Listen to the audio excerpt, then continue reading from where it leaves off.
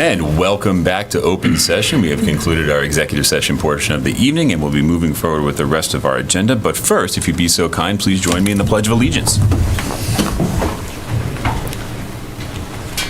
I pledge allegiance to the flag of the United States of America and to the republic for which it stands, one nation, under God, indivisible, with liberty and justice for all. Thank you very much. Justin, would you be so kind as to take us through the rest of our agenda this evening? Yes, this evening we are going to continue a fiscal year 25 water enterprise fund rates, consider an all alcoholic beverages license approval for Eagle Brook Saloon, as well as some ancillary things with the Eagle Brook Saloon. We were going to vote on the improvement of a new board of registrars, or existing appointment on the board of registrars, as well as 2 members of the council on aging, a new member on the planning board, a discussion regarding senior tax work-off policies, the hazard mitigation plan, referring some zoning articles for town meeting, approving a contract for RFP concerning Dish Wireless for the water enterprise system. Potentially vote to approve opioid settlement distribution, discuss the fiscal year 25 budget update, and then discuss MEC-SEMREC merger discussion. So a robust agenda tonight. This is what happens when your meeting falls over school vacation week, right? Yeah. All right, so our first item is to continue the public hearing for our FY25 Water Enterprise Fund rates. As part of this period, do we have to do... Public comment? What's that? Public comment? No. Public comment comes after our hearings. We don't have to do anything to reopen the hearing or anything like that because we continued it appropriately. We did receive some comments associated to it, some very comprehensive comments on that. So, Andy, without going into a long summary of everything that you had outlined, and thank you so much for your comments, by the way, would you like to take like 3 minutes or so just to kind of summarize the feedback that you provided? How about what? How about 5? 4. Go. Wait, bring them up to a microphone. Yeah. Microphone, or do you want them up?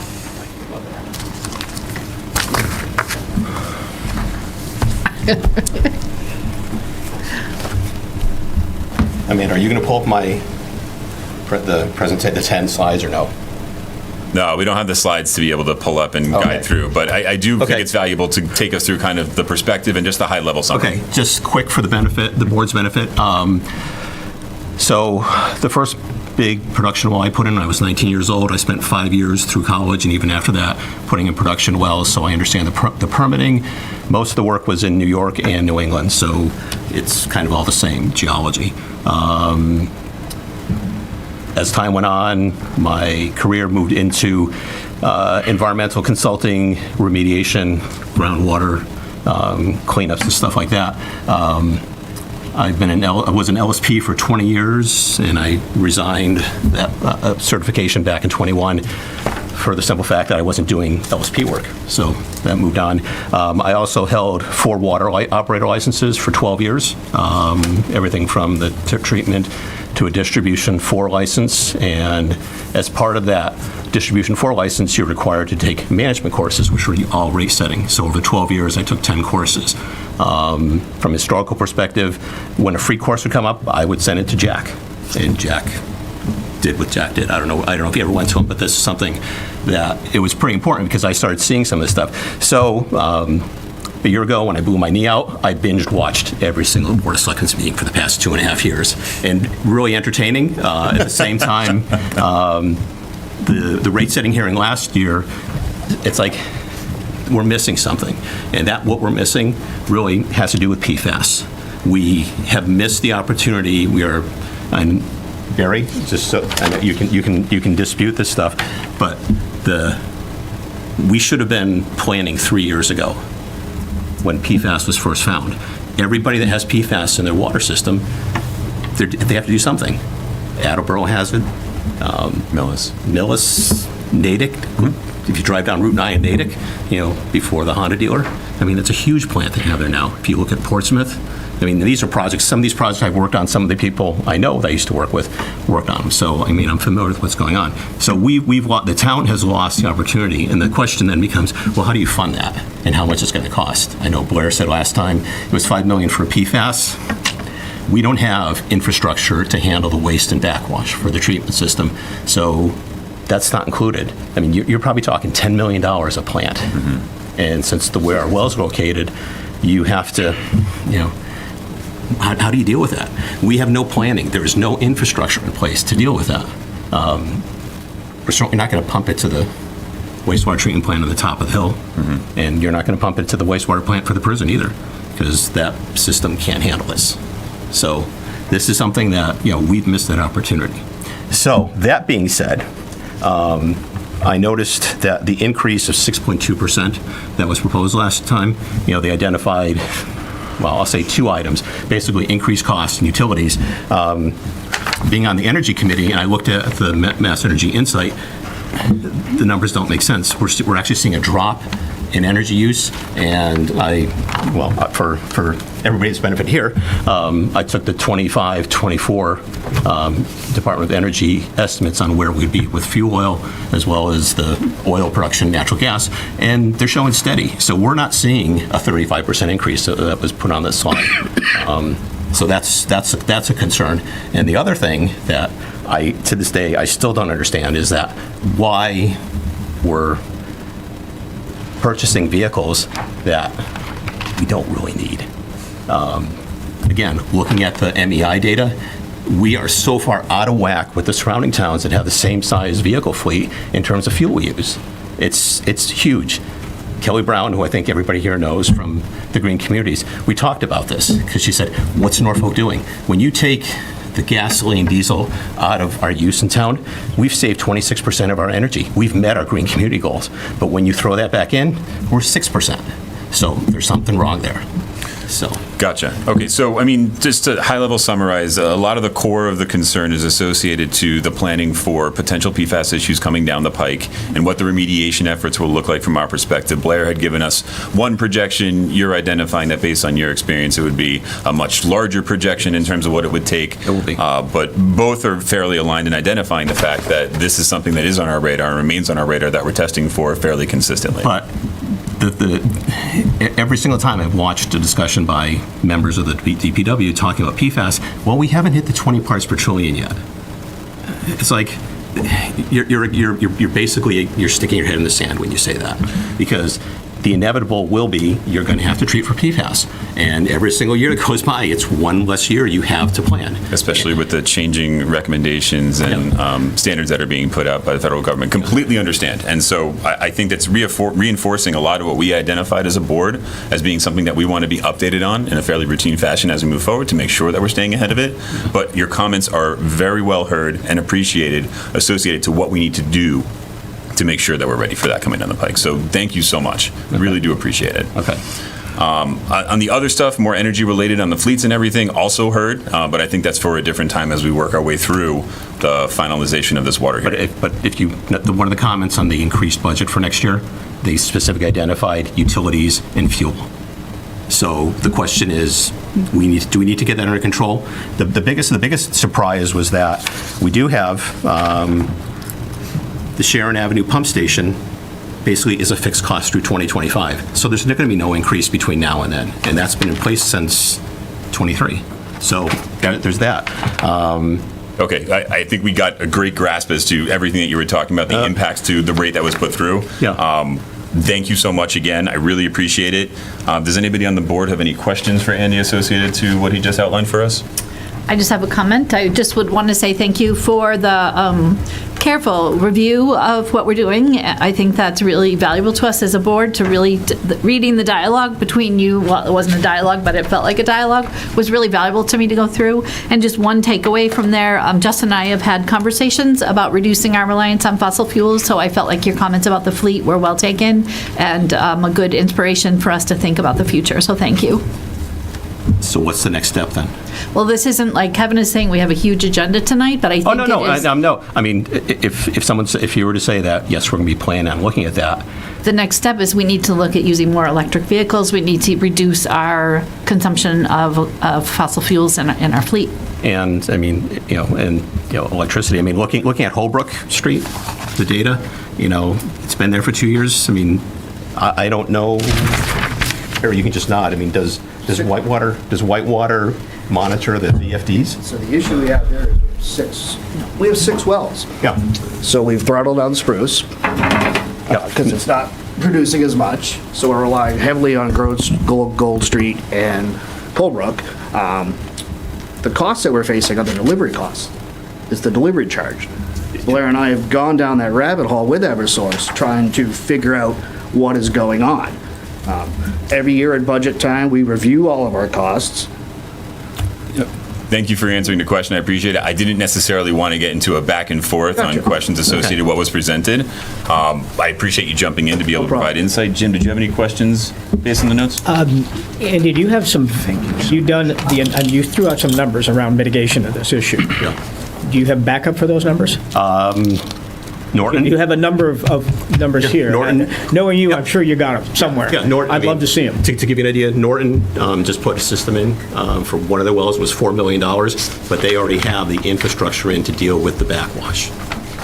And that's, what would that be for Norfolk? I mean, to pump from Gold Street to Spruce Street, or you're going to build a small treatment plant somewhere, or do you basically take the tack that you're going to simply be pulling the carbon out, the resin out, whatever there's 3 treatment technologies that are pretty well effective. But yeah, it's crazy. I mean,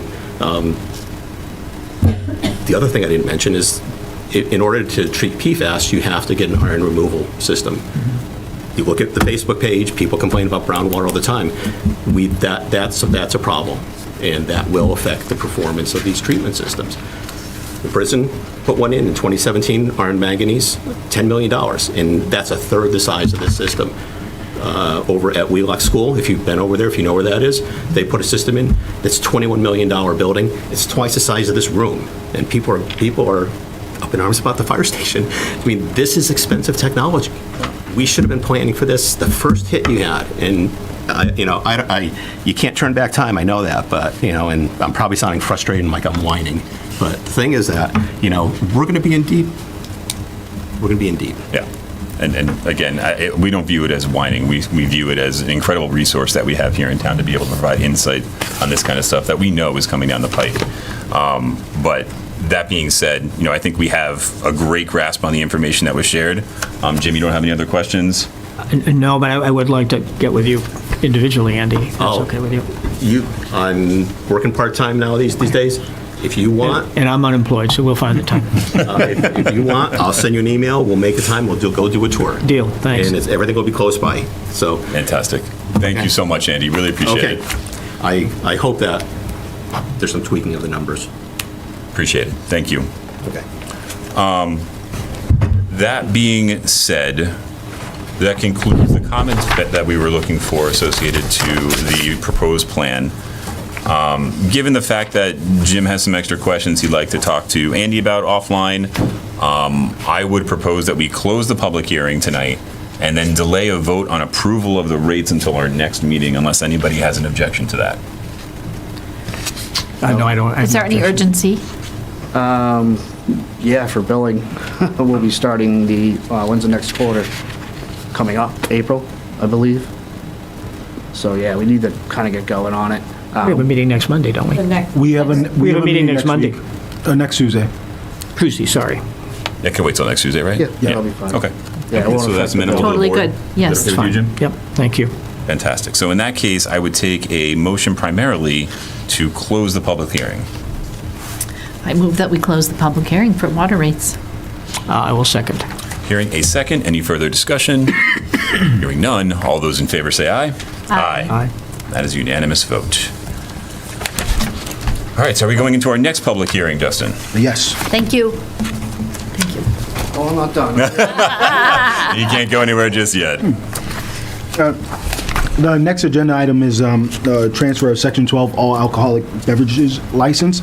As part of this process, you do have to conduct a public hearing. I believe those concerning this Eagles Brook Saloon are here, so the board needs to open the hearing, and we'll go from there. I move to open the public hearing regarding an application submitted by Walpole Norfolk LLC, DBA Eaglebrook Saloon, located at 258 Dedham Street, Norfolk, Mass., for transfer of a Section 12 on-premise all-alcohol beverage restaurant license and approval to Jennifer Yarian as the manager of record. Second. Hearing a second. Any further discussion? Hearing none. All those in favor say aye. Aye. Aye. And we have an open public hearing.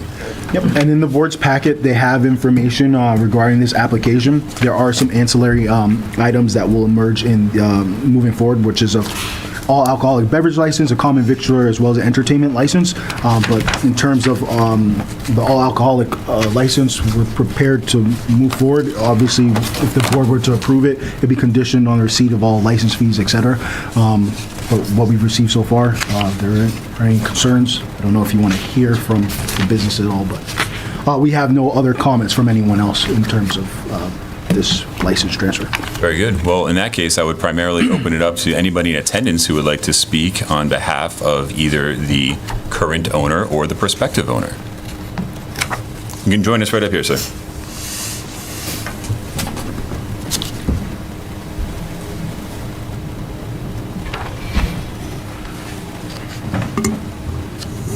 Take the cozy chair, it's better. Yeah. Looks better. Good evening, everyone. Andrew Upton, attorney for the applicant.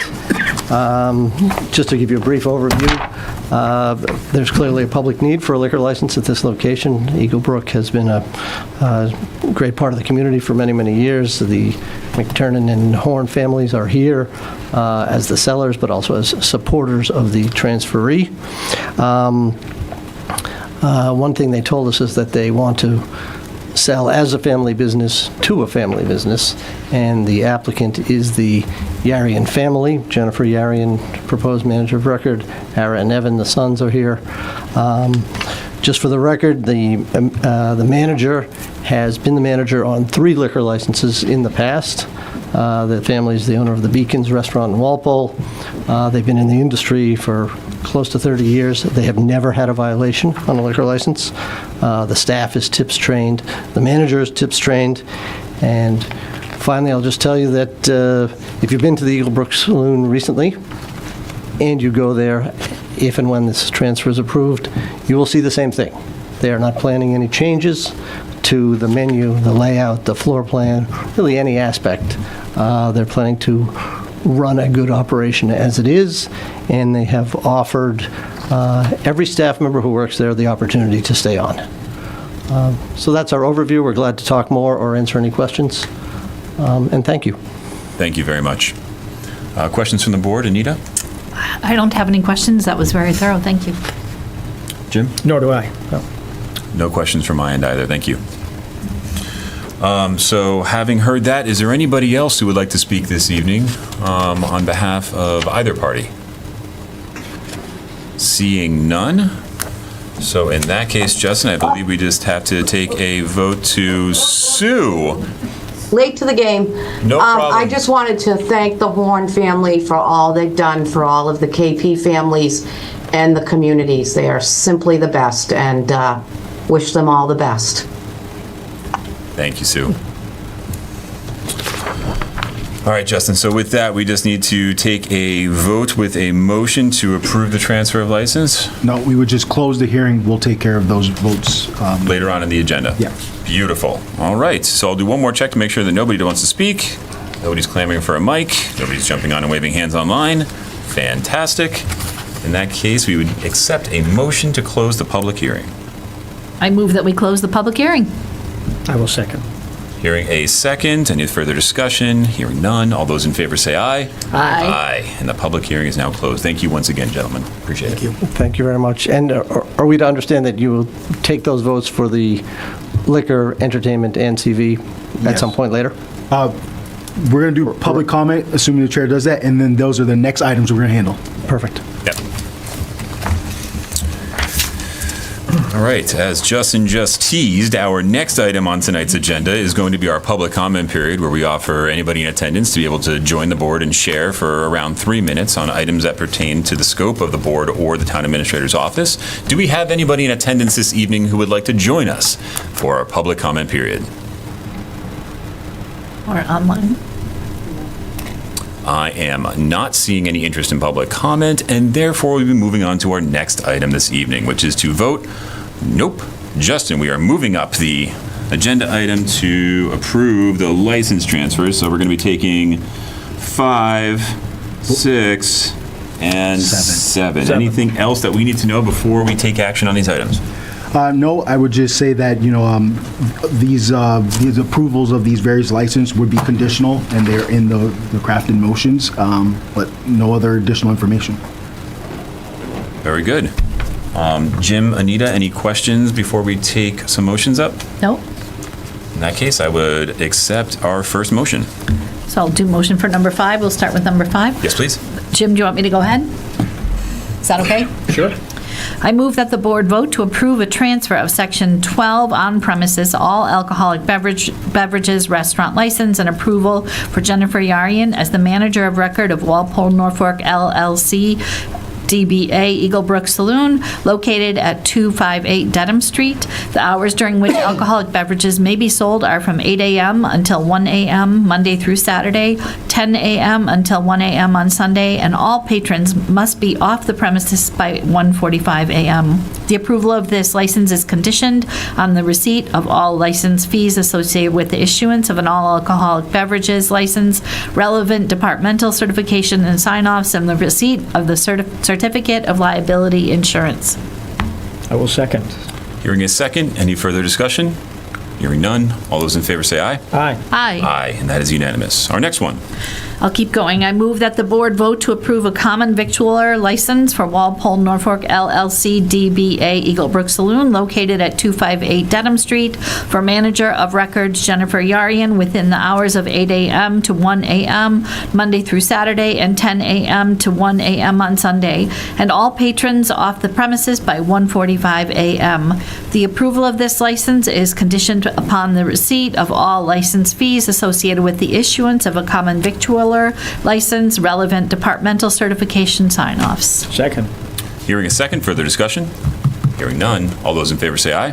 Aye. Aye. Do you want me to keep going, Jim? You're on a roll. I'll grab the last one, Anita. Okay, Save your go voice. ahead. I move that the board vote to approve an entertainment license, jukebox and live music for Walpole Norfolk LLC, DBA Eagle Brook Saloon, located at 258 Dedham Street, for manager of record Jennifer Yarian for live music from 8 a.m. to 1 a.m. Monday through Sunday.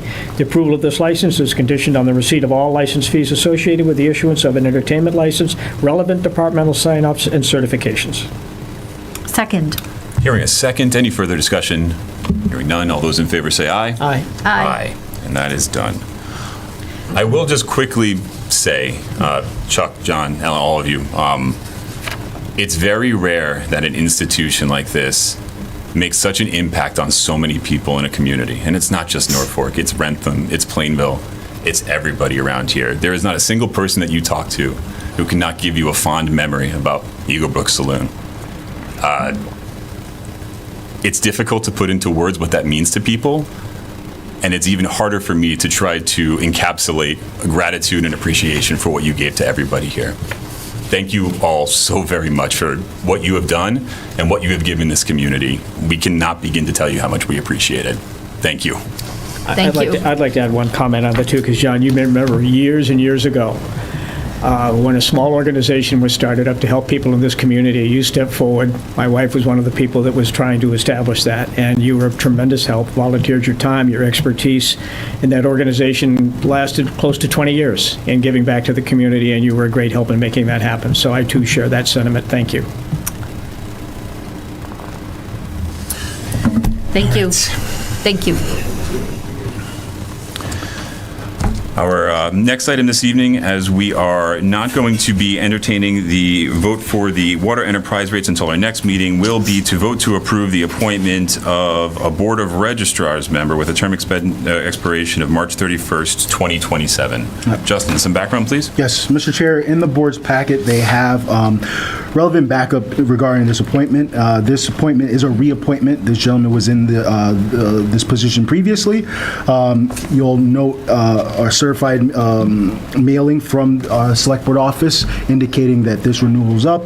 You will have as backup a reply email from the relevant party committee making this appointment request. And this is a typical sort of appointment request. I'll end there, and if you want me to go further, I'll go beyond that. Appreciate it, thank you. So as Justin had noted, we are bound by much of the Mass General Law associated to how we are able to handle these appointments. I do believe that we received a recommendation from the Town Republican Party on the reappointment, which is going to be a reappointment in nature.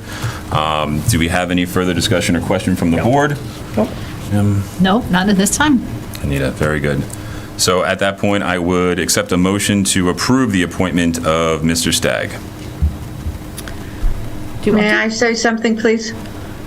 Patricia, I don't know what else we would add, but, I'll give you a couple of moments. Go right ahead. All right, thank you, Chairman. Just want to say thank you to Peter for stepping forward to be a volunteer again. He and I spoke, and the committee was in full agreement. It's not up to me to try to replace somebody that's a volunteer for a board. It's so hard to find volunteers. And he was agreeable, and I can't commend him enough for doing so. I have stepped forward myself to volunteer for certain committees, and I've been pushed aside in certain cases. So I really appreciate Mr. Stagg, staying on. The town clerk spoke very highly of his work. She said he was always available, always dependable, and came in with a click in his heels and a smile on his face. So I was happy to send the letter in for his reappointment. I really appreciate him staying on. Thank you. Thank you, Patricia. David, I see you have your hand up. Go right ahead. Thank you. So the Select Board also should have received a nomination from the Democratic Town Committee for a registrar to fill this position. I have served with Peter Stagg. I think he does a very good job. I unreservedly would endorse Peter as a Republican registrar, but I think the question really is how registrars are allocated to the political parties. In the case of a town clerk being enrolled in a political party, it's really clear that there's one appointed registrar from the same party as the town clerk and two appointed registrars from the other party. In our situation, our town clerk is not enrolled in either political party, and there are then three appointed registrars, and the Mass General laws deal with that situation. Let me quickly get to read the brief part of 51, Section 15. I will bring that up so I can read it in a second. It says... Excuse me, does David's point have anything to do with the reappointment of Peter? That's for the board to decide, Patricia, so I appreciate the inquiry, but if you'd like to ask a question, you can raise your hand, and we can get you after, okay? Yeah.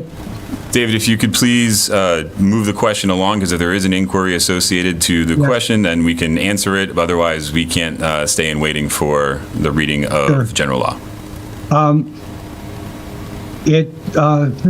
So looking at Section 15 of Chapter 51, it says, as the terms of several registrars expire, in the case of a vacancy occurs in the Board of Registrars of Voters, the selectmen or appointing authority shall so appoint their successors that as nearly as possible, the members of the board shall represent the two leading political parties as defined in Section 1 of Chapter 50.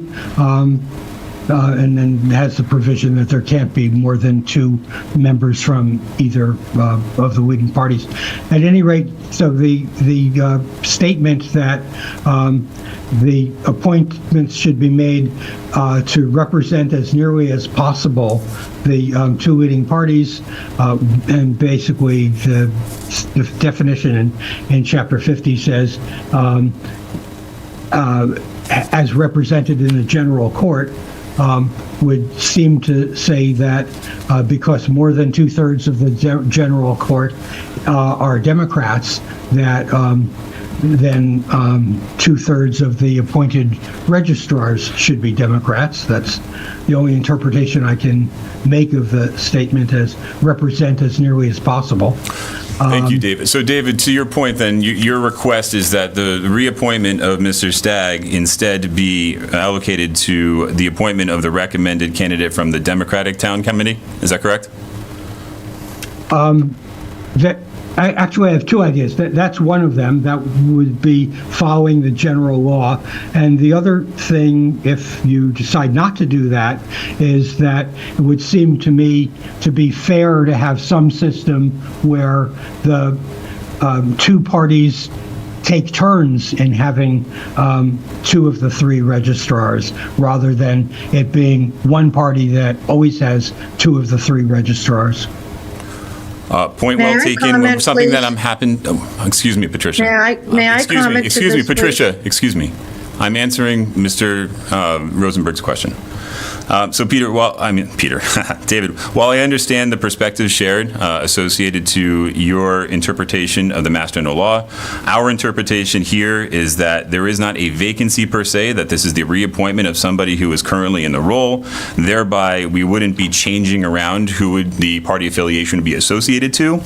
So at this time, I believe the board is going to move forward with the original proposal to reappoint Mr. Stagg to the position. But I would be interested to hear more about your idea about some kind of rotation associated to the positions in the future, and potentially how that intersects with Mass General Law, with the input of somebody from our legal representation team.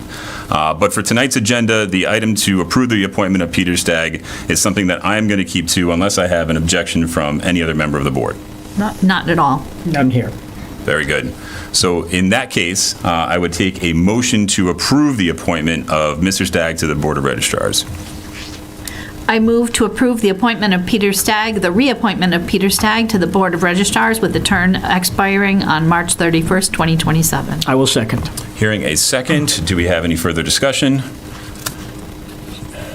Hearing none in the room at the time. We'll me. take a vote. There is me. It is Patricia, the further discussion is associated to the board's evaluation of the agenda item at hand. Unless your perspective or question has a bearing on the decision that's being made at this time, I don't think that it's necessarily pertinent.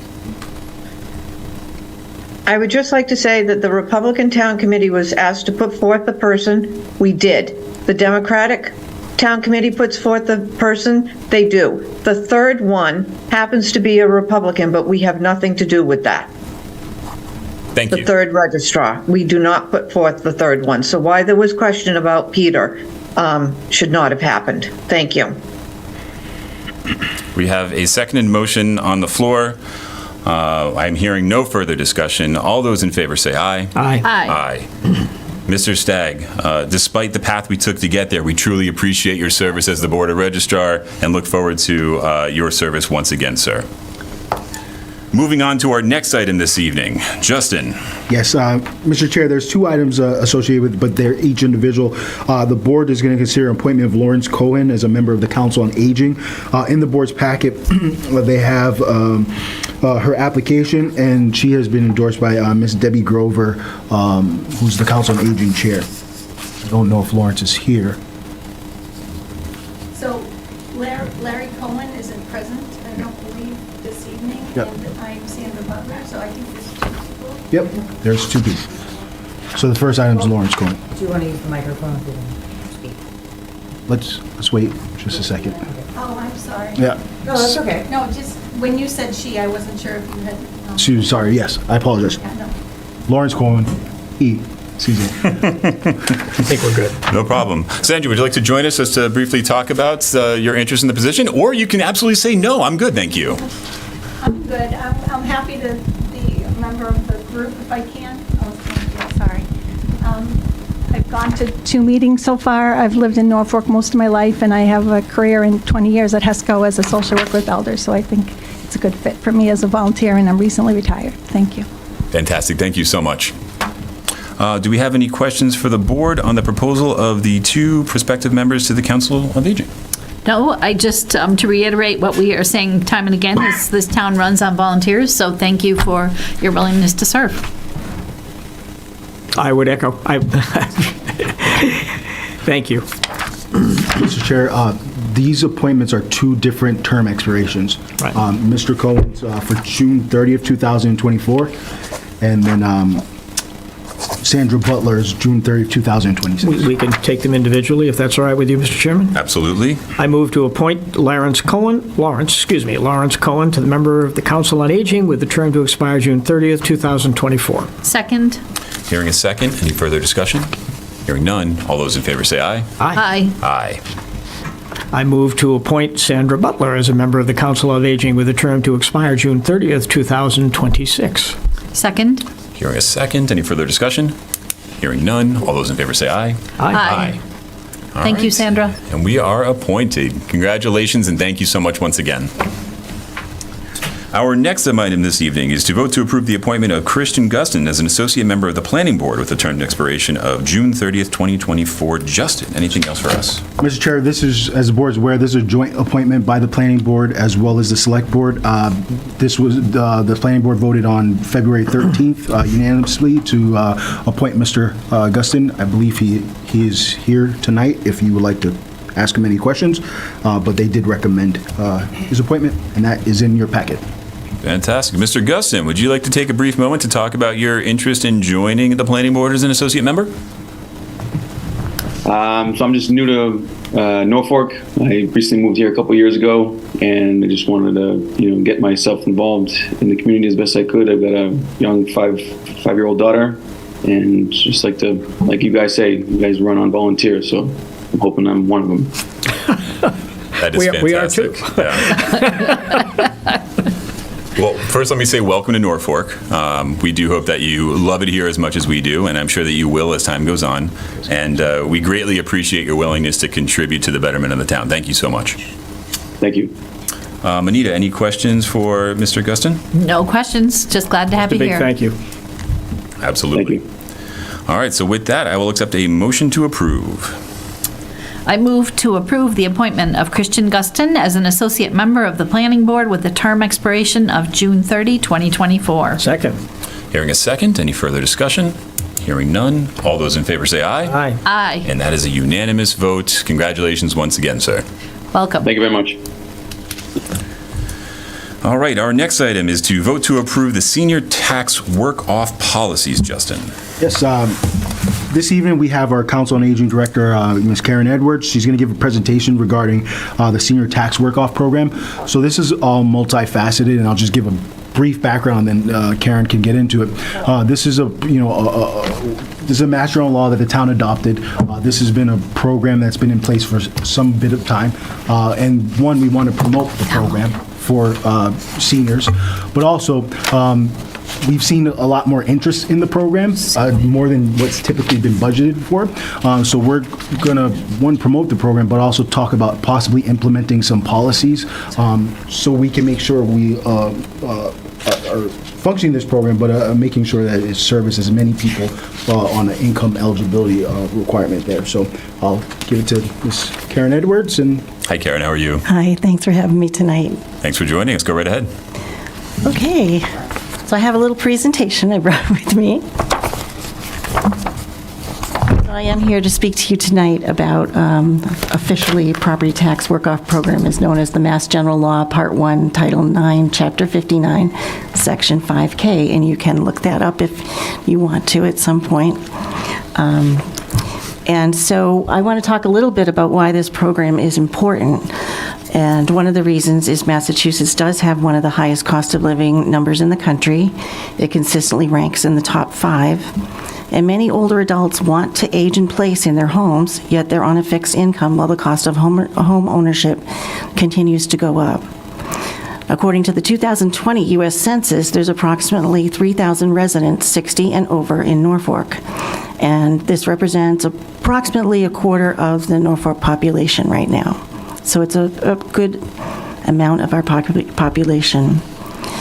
So some basic information about the program itself is the state of Massachusetts allows communities to offer a property tax work-off program with very few mandated parameters. Each community decides if they will offer the program, And if they do, what is the amount, up to a maximum of $2,000, that will be credited to an older adult's property taxes? There are also other options for how participants will be accepted into the program. In other words, is there an income ceiling, or is anyone able to participate? Will the community offer the ability for a proxy to do the work of a disabled older homeowner? The funds for this program in Norfolk come from the overlay account, and Norfolk is at the total credit maximum, the previous total credit maximum of $1,500 that people can earn as a credit on their property tax every year. There is now a maximum amount allowed by the state of Massachusetts of $2,000 per year, which went into effect in 2023. So I'm missing my own page. So how does the program work?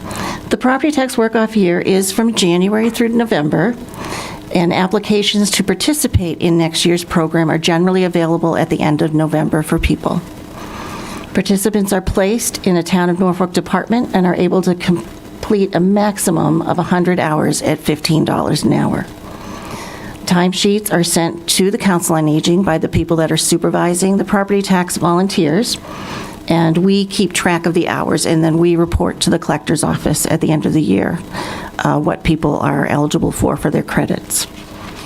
Prior to placement in another Norfolk department, I actually coordinate and attend an interview with the department head and any of the involved staff to determine if the person has appropriate skills and would be a good fit for the available position.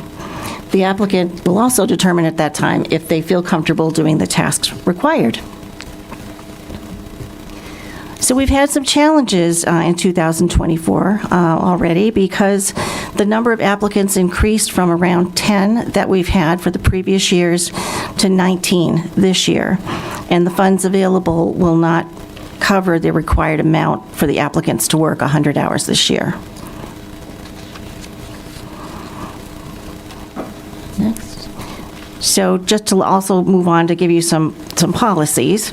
The participants must reapply annually to continue in the program, and placement is not guaranteed. The program, as I said, runs from January 1st to November 30th. Applicants must be 60 years of age or older, and they have to own and occupy the property that the work is being done for. If the property is held in a trust, the applicant must be a trustee of the trust to be eligible to participate in the program. Participants are not considered town employees, and they're not entitled to benefits, and they are credited for hours worked at $15 an hour up to $1,500. Partial credit is given to people who complete, if you complete 80 hours, you'll get 80 times $15 for that credit. Any monies credited to the participant's tax account are considered income for federal tax purposes, not state, and are subject to FICA withholding. And as we said before, placement is not guaranteed. There has to be a spot that we can place you in. So I have some proposed changes to the current policies effective January of 2025, and that is to put a cap on the income for applicants that will make it available to people that perhaps need that money more than someone who maybe does not. And where I came from, we used the LIHEAP Fuel Assistance Program guidelines, and gross income could not exceed what those guidelines are each year. We matched where we came from. I worked in Natick previous to this, so that's how they ran it in Natick.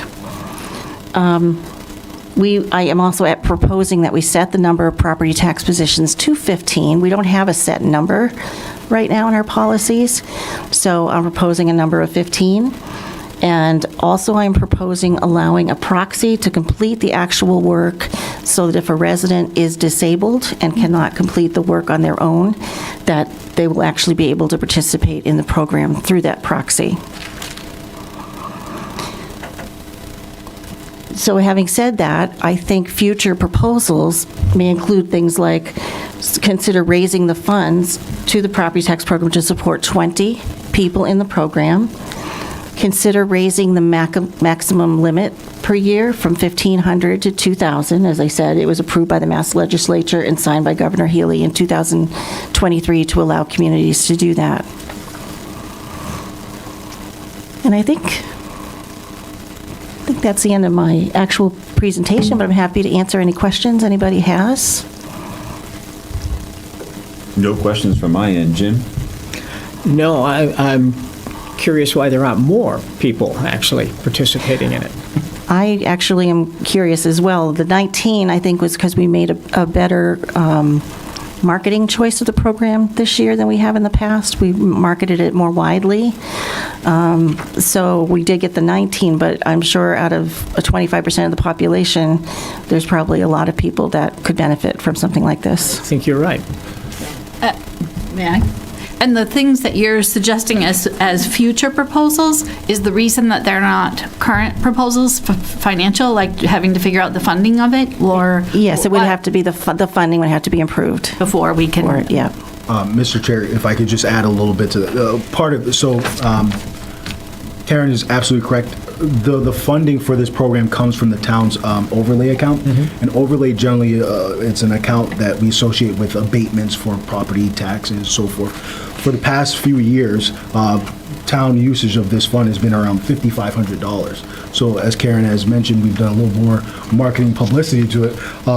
While we've done that without any limits, it's nearly quadrupled how much the cost would be, and there's been no budgeted amount for that. So I think this proposal provides a sensible sort of policy, so hopefully we can see at least 15 people who are in need, but then we'll evaluate, this moving forward. If the board and the town meeting wishes to up the cap, we would have to allocate some additional funding for the. Yes, and unfortunately for this year, people are only going to be able to work up to 67 hours to stay within the amount of money that we can afford for that account. Thank you for all you do. No, I appreciate what you do too, and I hope that we can move to your proposed changes as soon as possible. That seems like a really important program for It Norfolk. is. Nice to see you open. Thank you. Thank you so much, Karen.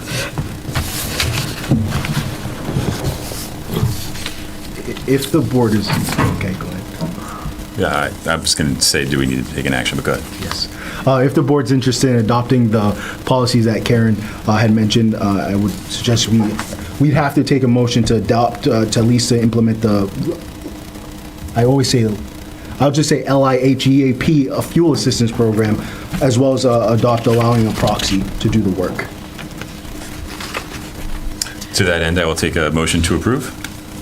Do you need it to specifically include those two items, or can I say the proposed changes? I would specifically call them out. We didn't list them out in the agenda. Do you want me to stumble through it? Go for it. I move that we accept the proposed changes for the senior tax work-off policies, including using the LIHEAP fuel assistance program criteria as the income limits, and also allowing for proxy to complete the work if a resident is disabled and unable to do it themselves. I will second. Hearing a second. Any further discussion? Hearing none. All those in favor say aye. Aye. Aye. And that is unanimous votes. Thank you so much once again, Karen. Our next item this evening is to vote to adopt the Hazard Mitigation Plan for 2024's update. Mr. Chair, included in the board's packet was a copy of the hazard mitigation plan for this year. This plan was developed, essentially, if you look at the packet, was a development with a collaboration of departments, including Karen, Fire Chief, DPW. I do want to specifically mention, Barry and Richard for the efforts in this plan.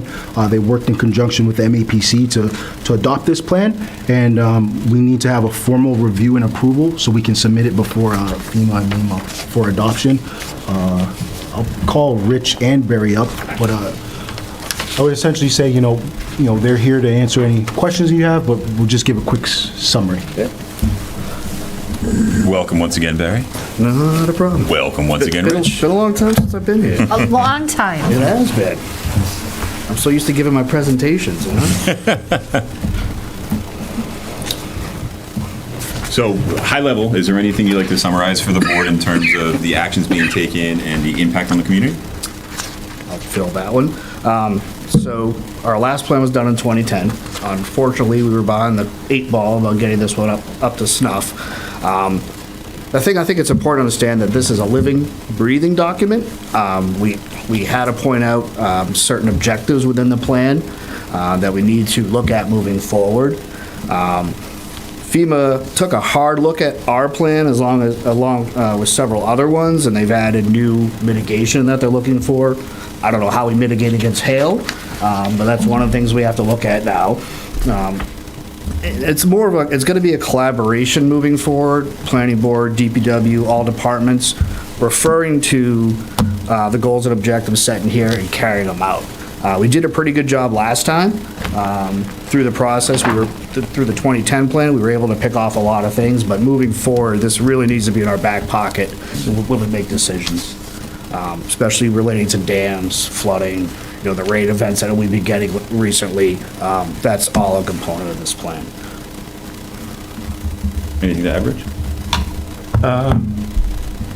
With the exception, like Barry said, it is a living document. In fact, I was just talking to Sandy just before the meeting that she pointed something out, which I think we'll need to have added in there. For example, the Buckley Man, while DCR, Department of Conservation and Recreation, listed as a low hazard dam, as we know, the contamination, Buckley Man. So we probably want to have something a little bit added in there in terms of, while right now it's as a low hazard, we might want to have some narrative in there for the future. So if something were, to occur. So that's something we'll... An interesting one that occurred, right? So we looked at flooding locations.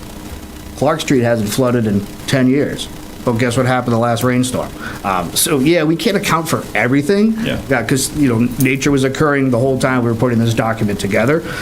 So one thing is a caveat tonight. It is a big push to get this signed and approved tonight. We're in the process of applying for grants through FEMA.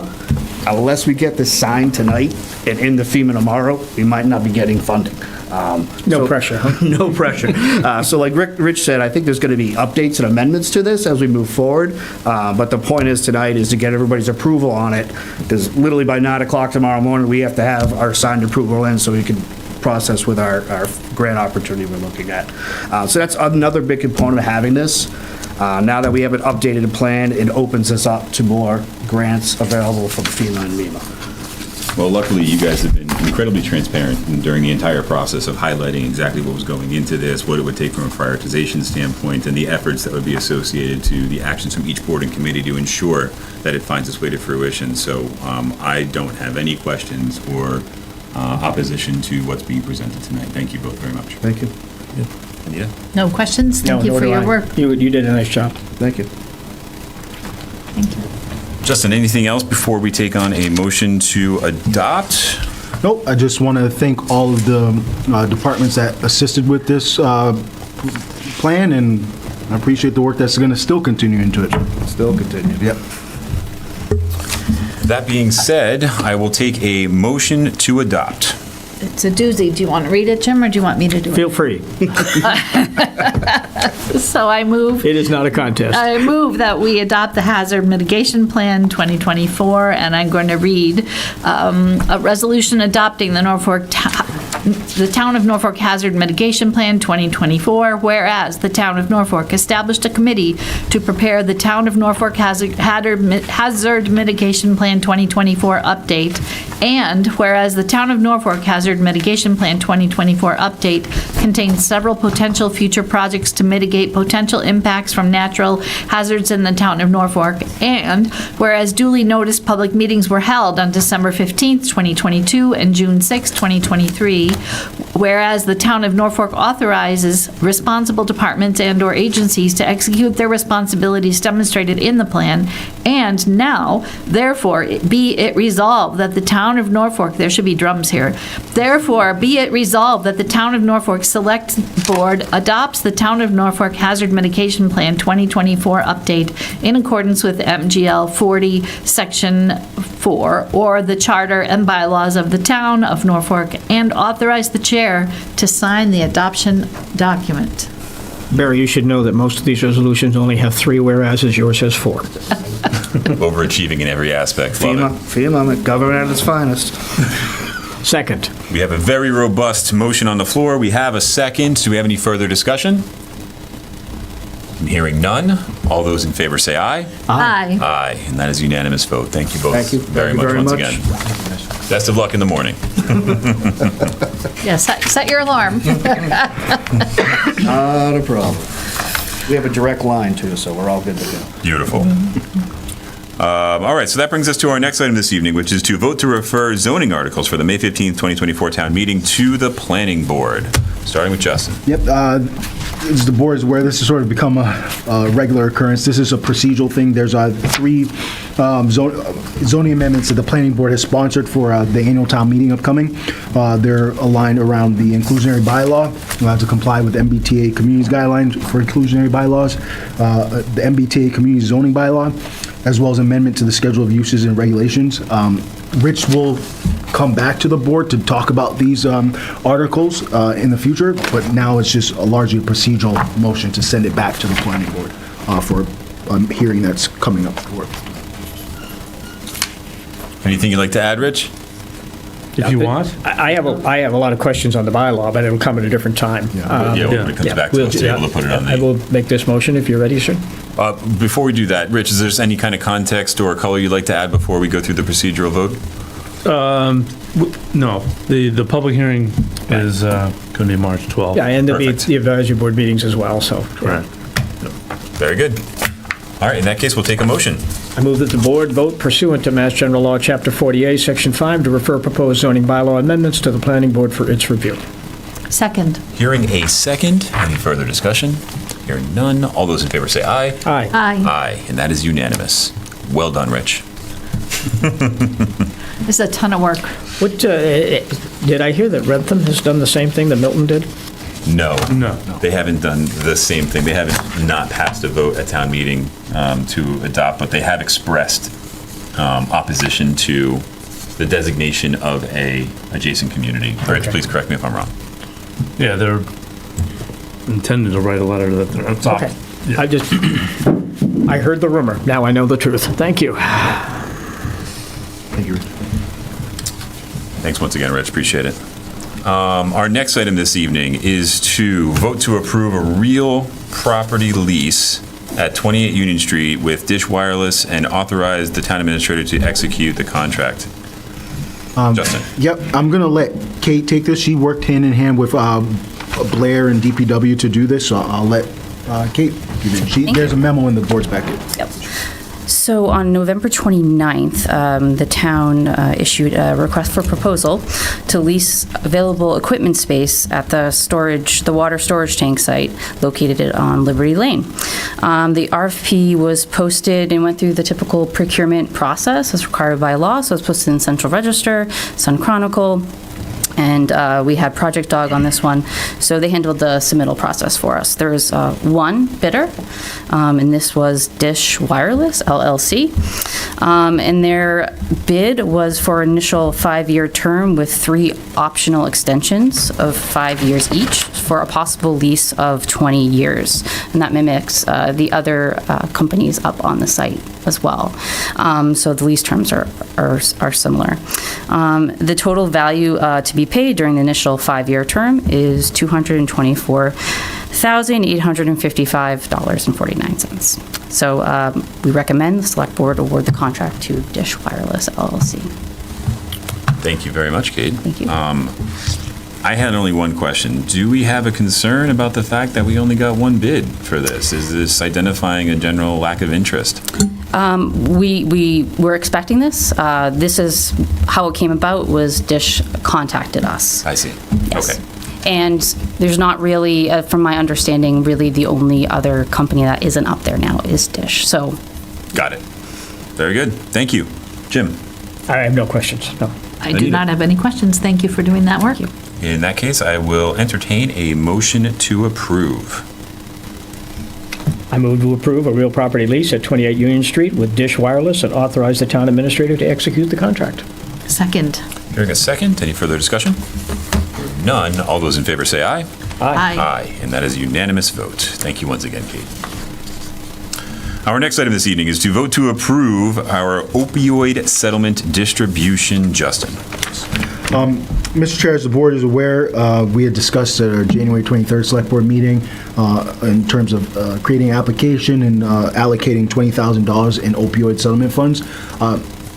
As I told the board, I had reached out to parties that had been interested. There are several people who are interested, and I believe they are working on applications. But so far, we've received one application that is included in the board's packet. It's from Gillies House.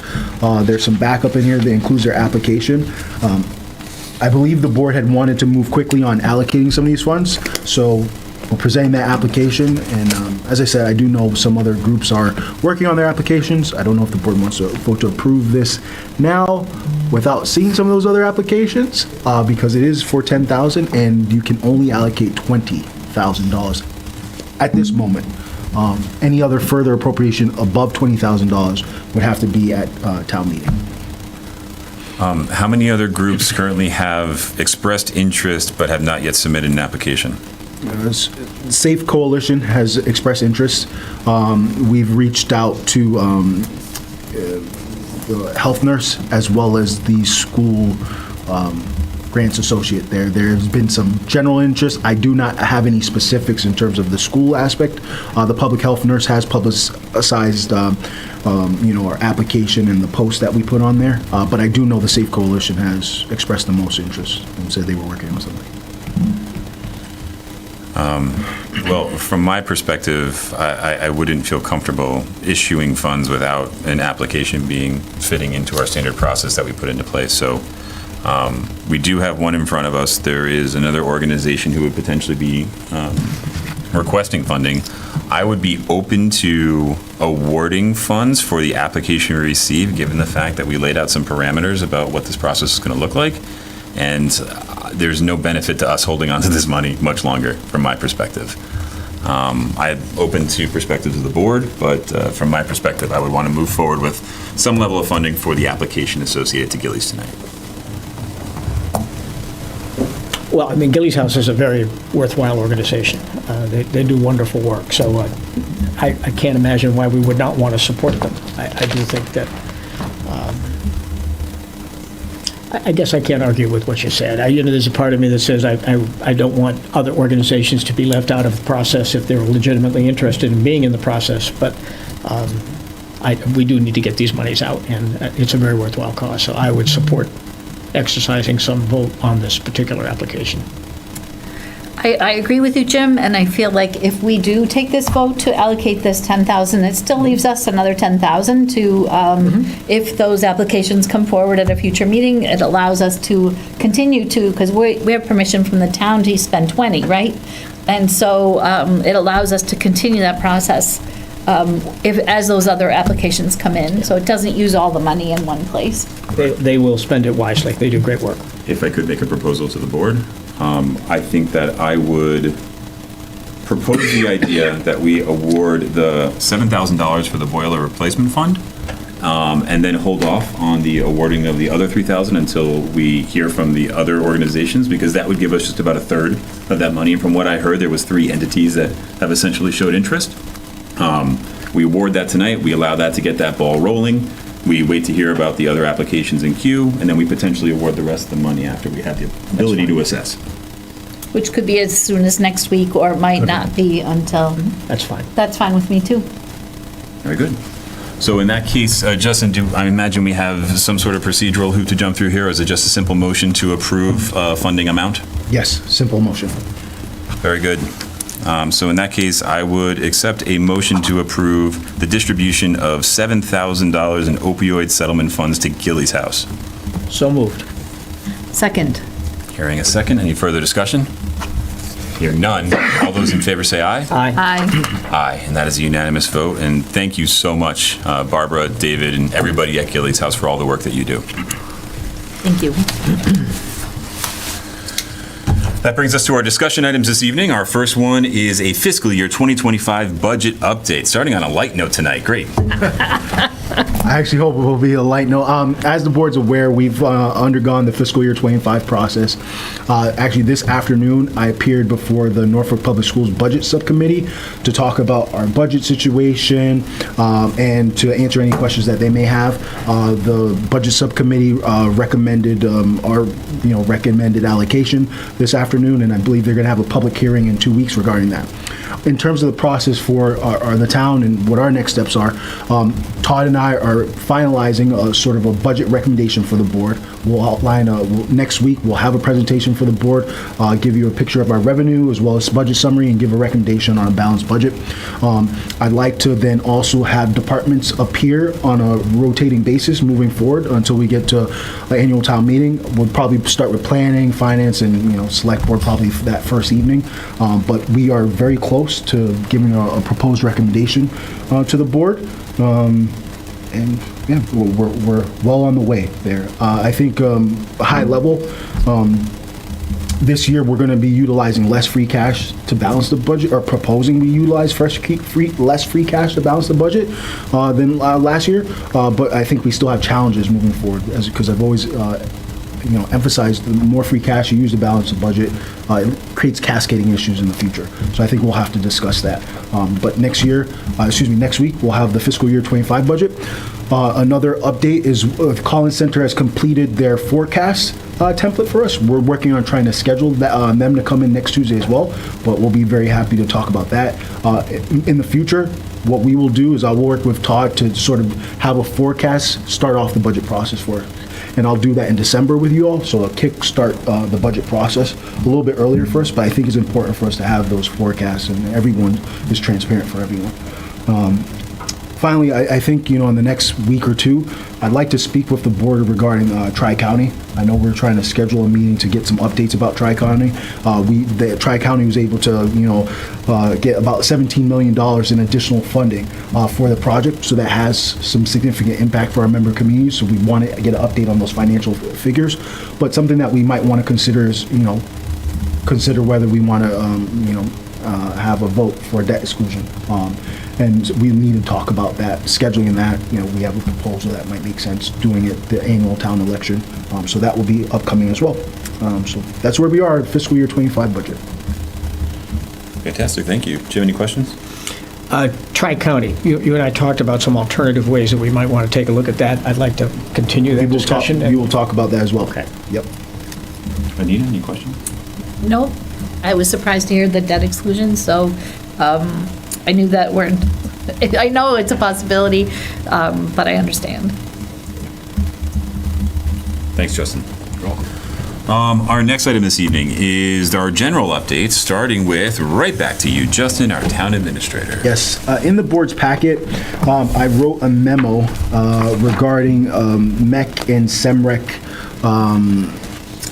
merger discussions. I kept the board aware this is something that all the police and fire chiefs of all member communities are very interested, as well as both of the districts involved.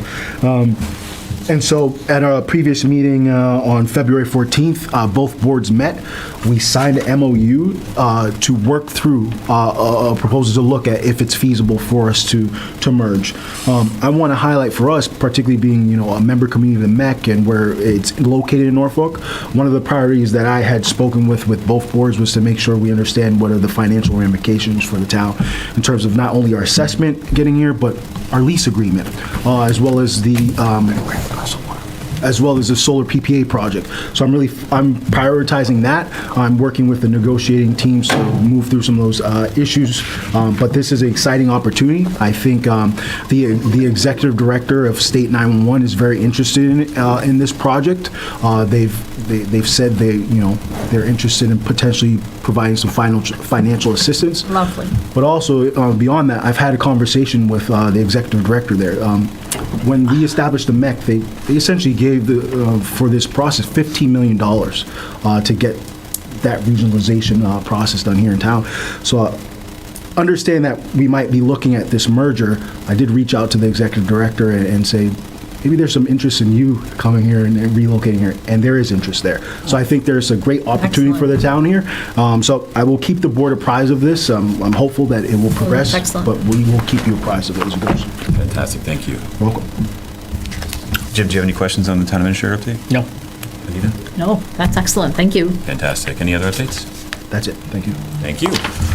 For select board updates tonight, I had one item for discussion with the board. We're about to enter into a budget cycle, town meeting period, where there are going to be a lot of questions associated to some of the decisions that are being made in terms of funding, some of the challenges that we're working towards, and kind of some level setting on expectations as we go into this next cycle. That all being said, I thought this was a good time to reintroduce the opportunity to offer office hours for the select board, so that the community would be able to have some dedicated time to spend, to be able to ask those questions, be able to get feedback directly from a member of the board, whether that be morning office hours here at the town hall, whether it be afternoon over at the senior center, or whether it be evening at some other place here in town. I thought that this opportunity was a good one for us to be able to reinstitute something we saw some good success with last time around when we were putting it into play coming out of the pandemic. So with that, I wanted to offer it to the board for their perspectives and opinions and potentially move forward with having this get going in March. It sounds like a great idea. I think the more we can have people have an opportunity to feel connected with the business of the town is a good thing, and it keeps us on our toes, so. Absolutely. All for it. I would even add that we reach out to various organizations, like Justin and I are going over to River's Edge, and we're going to meet with all of those folks, reaching out to some of the various community groups. There are a lot of them, and offering the opportunity for one of us to go and speak to them along with Justin, I think is also an avenue that we should look at. But yes, I'm all for it. Fantastic. Well, in that case, I think the next step would be to come up with a schedule and a rotation so that each board member would have the opportunity to be able to be the point of contact for the individual session. I'm happy to work on that, Justin, send it to you, and you can distribute to the board for approval, and then we can broadcast what the availability is going to be going into the next month. Awesome. First, I think we should work around your schedule primarily, because you're the one that's employed here. We're enjoying the wealth of retirement, so we'll work around your schedule. Yeah, I appreciate it. Thank you. I am planning a little trip to Africa. Just a little one to Africa, a quick little. Yes. So I'll let you know the dates. Thank you. That would be a long commute. It's a big, even to have virtual. They might not want to Zoom you. You never know. I think there's a 6-hour time difference, so it would be a middle of the night Zoom. I think you're right. That does it for my discussion item and updates for tonight. Any discussion items or updates, Jim? No, the KP budget is where it is. We're done. We'll be having our public hearing at the end of March, or we'll be voting. We've had the public hearing. We'll be voting on the budget at the end of March, but there are no significant changes. We have found that our health insurance, fortunately, the number we projected was higher than what it came in, which is the good news. So we did pick up some additional revenue. We've had a number of interesting discussions. Kevin was in the audience last night when we had one around one particular issue, which brought some interesting comments for and against. But we're looking at every possible revenue consideration without impacting the classroom. And irregardless of the topic or proposal, I was appreciative of the committee and the administration for the creative approach to trying to bridge some of those revenue gaps. So I thought that was great to hear about, even with the differing perspectives that we're representing in the context of the discussion. They've done some creative, everybody in central office, for example, is taking a 1-week furlough. That actually amounts to close to $60,000. That's money back from their salaries. They're really digging under the covers to find every possible dime we can to overcome that misstep that took place last year in the budget. Anita, anything for our updates this evening? I do not have anything for our updates. I did meet with Ingrid, and their budget is moving forward with some difficult decisions like they are at King Philip, but they seem to be in a good place. Fantastic. Good to hear. Thank you. That'll bring us to our next item this evening, which is the report of warrants. Do I have a motion to approve the warrants as listed in the agenda? So moved. Second. We have a motion. We have a second. Do we have any further discussion? Hearing none. All those in favor say aye. Aye. Aye. And that is a unanimous vote. Our last item this evening is the approval of minutes. Do we have minutes to approve? We do not, so we will not be approving any minutes. Justin, do we have anything else for this evening? For having 20 items on our agenda, 8:20 is not a bad finishing time. It's not bad, no. No. The articles, the warrant closing date was last week, so we're cycling through that, and also next week I hope to have a list for you guys. You did get the one from KP, I hope. I did. Yep, I did. Kate, anything else for tonight? All set. Jim? Nope, all set. Anita? I panicked when I saw dog hearing in my binder because I didn't see it online, but fortunately, there's nothing behind there, so. I'm not going to toss a dog hearing onto Well, the I end of tonight's looked, meeting. I looked online, I didn't see anything, but wow, there it was. It gave my heart a little pitter pat. So seeing as how we have absolutely nothing else to talk about, I will take a motion to adjourn. I move that we adjourn. Second. Hearing a second. All those in favor say aye. Aye. Aye. Thank you so much, everyone. Have a wonderful evening.